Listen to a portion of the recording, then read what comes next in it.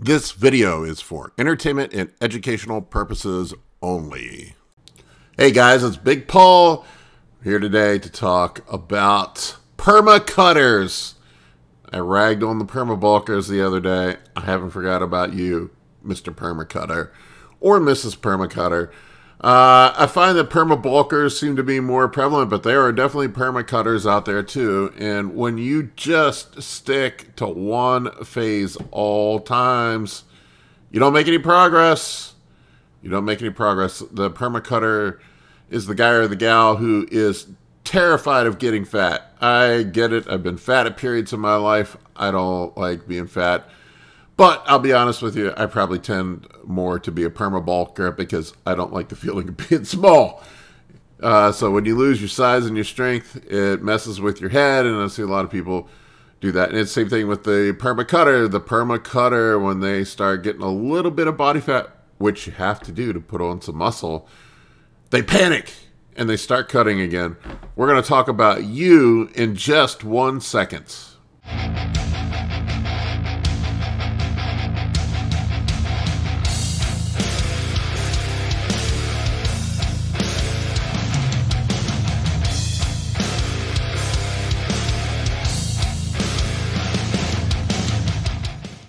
All right, so perma cutting. The perma cutter. These are the people that are constantly on a diet. They're constantly calorie restricted. They're afraid to push up their calories. Anytime they see anything negative happen with their body composition, just the slightest little bit of water, just the slightest movement in the scale, they panic and they go on a cut.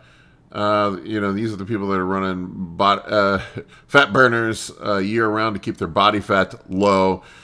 These are, most often, in my experience, they're the people that run the most gear because they think the secret to getting big and huge is to run more gear. It's not to eat more food. But let me let you in on a little secret. You can't get big if you don't eat in a calorie surplus. It doesn't work that way.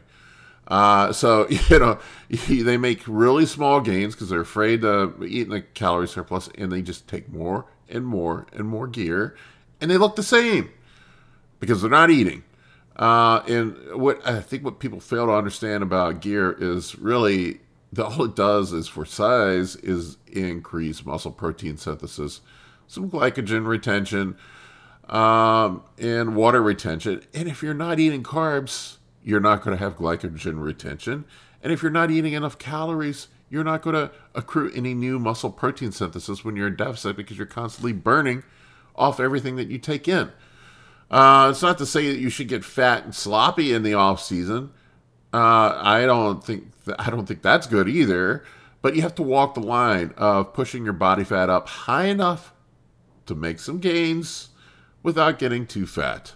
For me, I'd say probably somewhere in the 12 to 15% body fat range is about as high as you want to get if you're a physique competitor. If you're just an average Joe, it's whatever. But the perma cutter, you're not going to get big. You're forever going to be small. And I see people in the gym all the time that don't make any progress from year to year to year. And a lot of them take more gear than I do. And what I've seen with these people, they're either perma bulkers or they're perma cutters. The perma bulkers, they just can't get out of their head, the worry of being small, and they just stay fat and they never make gains. And the same thing with the perma cutter. There is a phase for everything. So I think the people that have the best physiques and make the most progress in the gym phase out their training. They take a step back and they remove themselves from the situation. This is why sometimes it's good to have a coach, because it's hard to be objective about yourself. I know I have a coach. It's easy. And a lot of times I see people that are perma bulkers and perma cutters. They'll start a cut, they'll start a bulk. But like the perma cutter, he starts a bulk and he gets in it about 4 weeks in. And he's like, oh my God, I'm getting fat. I think I need to pull back. I'm eating too much food. I feel bloated. I need to pull back. They constantly hit the panic button and want to dial it back. And what ends up happening is they never make any progress. It doesn't matter how much gear they use. They're the same person they were last year, this year, so nothing changes. Nothing changes. They look the same year in, year out. They might gain a pound or two, and they never make any progress. So if you want to make progress, you have to get the permacutter mentality out of your head. There are also the people that do way too much cardio. I see people all the time. Typically, it seems to be women, and I'm sorry, I'm not trying to stereotype women. I've seen dudes that make this mistake too, but the cardio killers, the people that are doing an hour of cardio every day, even in the off season. So I save I'm not saying that you shouldn't do cardio. I know some of the perma bulkers don't do any cardio at all. I'm kind of I hate to do cardio kind of guy. I avoid it unless I have to do it. But if you're doing an hour of cardio in the off season, what are you going to do when you have to cut? Seriously. So after a while, it seems like your body adapts to cardio and it just becomes an ineffective fat burning tool. So in the off season, I like to keep the cardio to just, short hit sessions for cardiovascular health, 10, 15 minutes, and maybe I'll take a walk once a week or something, or go for a hike here and there. But I keep it to a minimum, just enough to keep my heart healthy and not burn up too many calories where I can't make gains. Some people think they can perpetually stay lean, and I blame social media a bit. I'm thankful now that I see some bodybuilders posting off-season pictures because people think they look like they do in contest shape year-round. Believe me, that shape that you get into for a contest is not healthy for you. And it is really difficult to get to that level of leanness and to maintain it. You can only maintain it for short periods of time unless you're a genetic freak.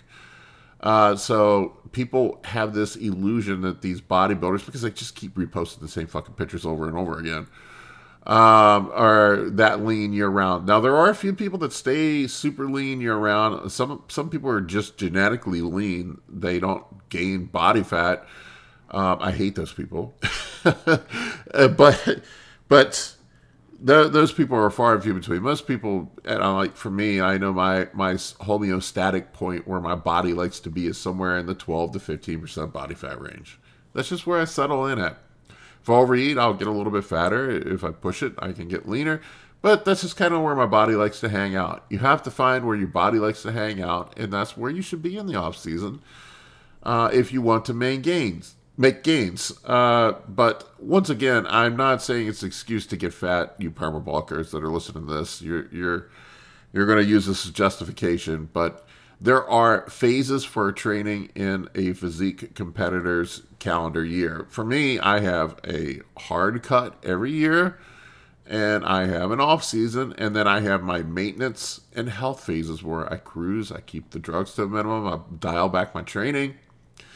And I rest, recover, let my body get healthy, let my body heal up. I'll do those every year, probably something like 6 to 8 weeks. And then I'll do a good hard 16-week cut with a short 4 to 6 week rebound phase.